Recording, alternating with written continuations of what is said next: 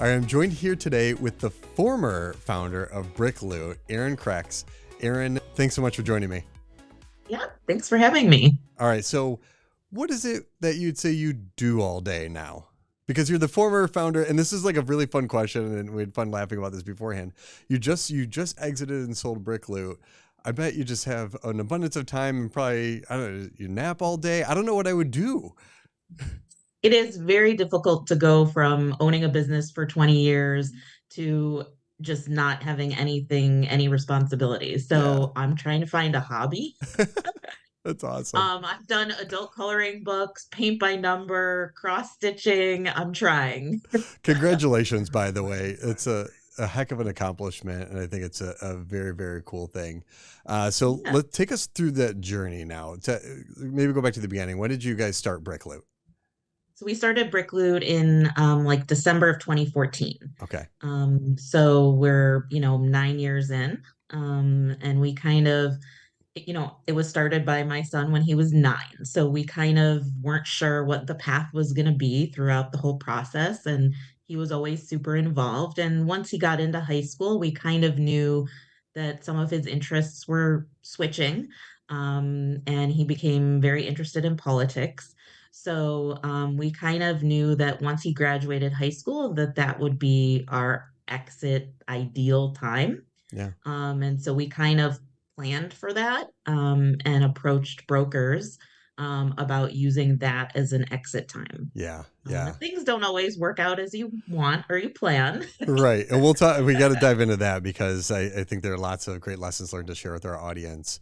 But this was, started off as a passion project, and we've known each other for a long time. I've always Yeah. admired your business. You're one of the OGs in the subscription box space. And, Parker and you guys building the business as a family business is a super fun story. So along the way here, this isn't your first time exiting. You've had other businesses you've Yes. built and been through in the past.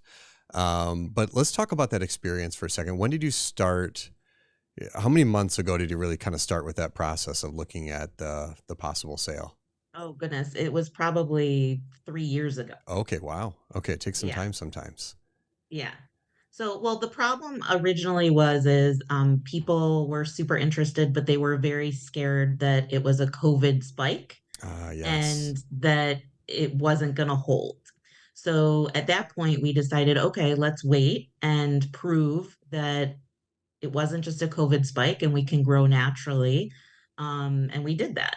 And we actually had a buyer and we spent, I don't know, 4 months negotiating and getting to the closing table. And then at the closing table, their finances backed out. So we had to start the entire process from scratch. So it was, it's a roller coaster and it's definitely not for the faint of heart. And they always say, "Oh gosh, they always say the deal's never done until you're at the closing Oh, table, and then the deal's really never done until the money's in your bank account." yeah, exactly. Because that's the real significance of it. Yeah. No, I mean it's that was heartbreaking a little bit. And so we, triumphed and at that point Parker had graduated high school and he was off to college. So it was really my husband and I were like, we could continue and grow this even more, but it was really Parker's passion, not necessarily our passion, even though we really enjoyed it. It was a fun business. But we just wanted to do something else. Yeah. So, so we found a different company that was interested and got to the closing table and actually closed. Awesome. Now, one of the things I want to get to that closing part here in a second, and one of the things you just shared with me actually was this is your first Thanksgiving without having to worry about Black Friday, Cyber Monday. How does that feel? Feels really good. It's the first time my husband is cooking Thanksgiving. Like literally always we were at my parents' house and I was on my computer putting through the Black Friday deals that were gonna hit at midnight. And Yeah. it was just a constant, we never got to enjoy Thanksgiving with our family. Same with Christmas. I mean, like we never went on a, Christmas vacation or anything because that's our busiest time of the year. Yeah. So, So yeah, so there's a lot of new things for us to start enjoying as a family again. Yeah. So we're Was it excited about that. was it a fun experience building that business with Parker? Oh, I wouldn't trade it for anything. Yeah. It was building it with him, seeing him grow, seeing him mature, um, really changed him and us. Yeah. And I mean, we learned a lot. We knew nothing about the subscription business. We knew nothing about manufacturing. I mean, we literally took it from the absolute ground up to where it was when we sold it. Yeah, because your other businesses have been a little bit different, and so this was a whole new world in the subscription box space and Oh, e-commerce space. yes. My other business was 100% service business. Yeah. So it was all about the people and there was no product involved. So this was really, I mean, my husband went to China and we figured it all out. Wow, that's like the true entrepreneurial spirit. I absolutely love that. And so, one of the things I've always admired about your business is you started as a subscription box. You know, Parker was inspired by a different subscription box that he saw and liked, and wanted to do something similar in the construction brick space, as we commonly Yep. refer to as the Lego space. Um, Yep. but you guys did a great job of diversifying yourself along the way of looking at Amazon and the lighting kits and things like that. Can you talk about that a little bit? Because I always think that's admirable of spreading yourselves Yeah. out a little bit. So we honestly, like originally when we went to Amazon and opened our Amazon store, we originally looked at it as two things. One, a way to get rid of extra inventory that we had from over ordering for the subscription box. And two, as a marketing platform to sell Lego products and then give them discount codes for subscriptions. So if they were going to buy a Lego minifigure from us on Amazon, then they were the key market for wanting our subscription box. So we really looked at it that way to start. And then it turned into this whole other monster where now we were manufacturing products just to be sold on Amazon that didn't have anything to do with our subscription box. Wild. And were your lighting kits the most successful one, or were there other things you guys had done as well? Lighting kits were definitely a big part of it because it was unique. It was again geared towards our target market for our subscription box. But we had in the last couple of years some really big hits of brick Titanics, Oh super yeah. popular. In the last 2 years, we did a NASA rover that was licensed with NASA. Wow. We just came out with, I say we, but Yeah. um, You're still in they it. just came out with a NASA astronaut that was licensed by NASA. So those are some really big brick building sets that are super popular on Amazon. Wow. That is absolutely we could go down a whole like talking about licensing path and everything else in Yes. itself, but we'll save that for another conversation. I want to learn and share with our audience a little bit about some of the lessons learned along the way of that exit process. Is there anything that you look back on now? I often say like I don't live life with regrets, but there are things I look back and maybe change for share with others for future experiences. Is there anything that were some of the biggest lessons that you've learned in the last few months through this adventure? I mean, definitely after that first company, backed out, it was, definitely nothing's done until the money's in the bank. Hire a good attorney. Oh, interesting. um, Super important. And really, I think one of my biggest mistakes was not prepping employees to do my job when I'm gone. Interesting. So I did a lot. Like, let's just say they hired 4 people to replace me. Wow. Okay. Yes. You never realize your true So, self-worth until like it, you take a step back. yes. So, I think that I was very hands-on and overprotective of the things that I took on Yeah. and wanted to make sure as a business owner that, everything was perfect. It was, my money, it was my blood, sweat, and tears. And even though we had at any given time 10 to 15 employees, still a lot of the things that I did could have even been given to some of them or hired other employees to do some of the things I did. Because I think that that would have helped a little bit in the transition of the new owners not having to learn so much um, to take on, but they did a great job. And we had a 3-month transition period where, we basically taught them everything we know. Yeah. Just download your brain out of there. and that's a tricky thing sometimes is I think sometimes as an operator, an entrepreneur, owner, operator, you find it's just faster and easier for me to do it than teach somebody. But Yes. any advice on how to, do you look at it taking a step by step or one piece at a time? Anything that you've learned in that transition and onboarding people you could share? Um, I mean, I really look back at it when I was training and saying, I should have given this to somebody years ago. Like it was so silly for me to hold on to this task.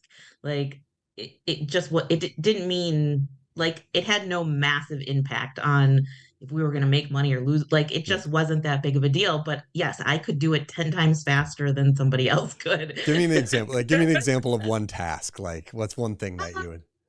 Like ordering bricks. So like we do corporate projects and Mhm. like the bricks need to get ordered and I just always ordered them. It was Yeah. just faster for me to do it than somebody who maybe, you know, everybody has an understanding of bricks, but it's like, is this a 2x4? Is this a 1x6? Like so Yeah. training somebody in that I always felt was way more complicated, but it wasn't. Yeah. I did it in like 2 days. You're like, oh my gosh, this whole time I could have gotten this off my plate. Exactly. But do you find some of those things sometimes are like the joy in your day? Those are like the easier things to like go Yeah, off and yeah, check there's off. definitely like it's like I used to just do it at night and Yeah. like it was like calming. Like it Yeah. wasn't there was no I didn't have to think about it. It was like second nature to me, which is why I did it a lot faster. Yeah. But yeah, some of those things I could have definitely gotten rid of off my plate way sooner. Yeah. To me, sometimes those things are like things I can get done and check off the fact that I did something.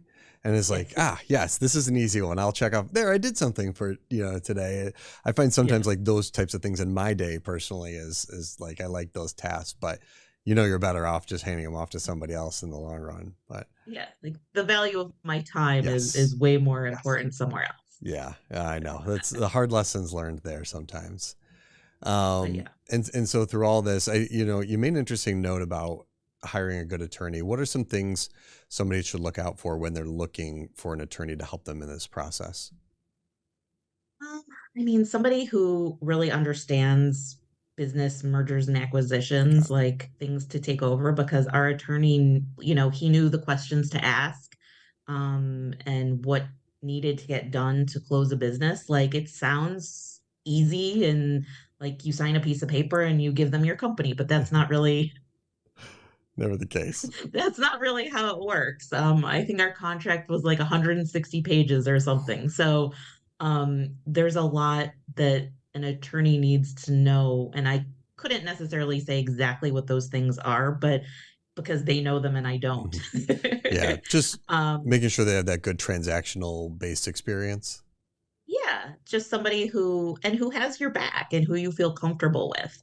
Um, I my come from a long line of lawyers, so I, you know, had a lot of connections, but it's really important to connect with your lawyer and that they're responsive to you and that they understand what your end goal is and that they fight for you because they're the ones in the end that are really doing the end negotiating. Yeah. I had an attorney that I hired for something tell me one time. I told him I was like, how I'd like to go to law school someday to learn all these things. He goes, Paul, based on what you've been through so far, you could pass the Yeah. bar. As business owners, sometimes we get a crash course in being Oh, attorneys, yes. and it's good to learn those things. But it's always great to have experts by your side. Yes, for sure.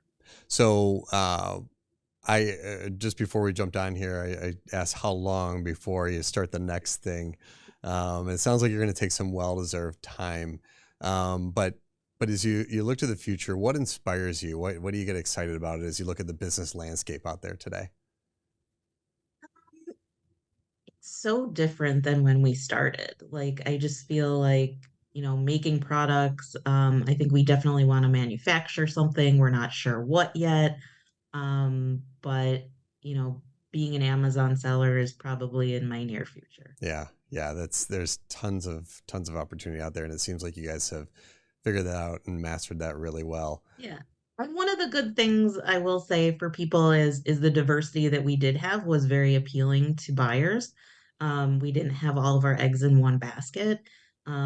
As you know, justice. they liked the subscription reoccurring revenue, but then Mhm. they also liked the Amazon business. So it's I think to diversify yourself as much as you can is appealing to a buyer if you're looking to exit.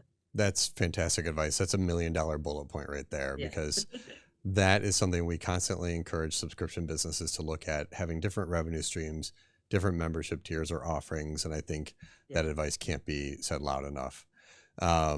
Erin, as we're kind of wrapping up our time here, who is it that you admire in the space, and who do you look out there as a recurring revenue hero in your eyes? I mean, over the years, I attended your first Sub Summit many, many years ago. The good old days. I mean, I don't necessarily have one hero, but I love learning from different people in different spaces. Yeah. Um, I love you guys. Thank you. I think that John Roman from BattleBox is awesome. He's always sharing, on his social media, different interviews with different people, different resources.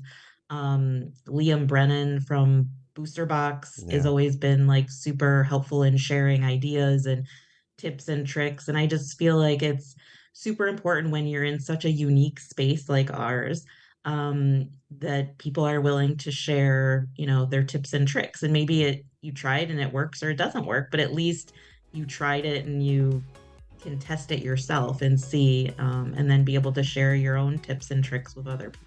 This is So awesome. And your tips and tricks you offered today, super valuable. I absolutely love everything that you shared. Thanks so much for thank taking the you. time to jump on and chat. My pleasure. Anytime. Happy to help.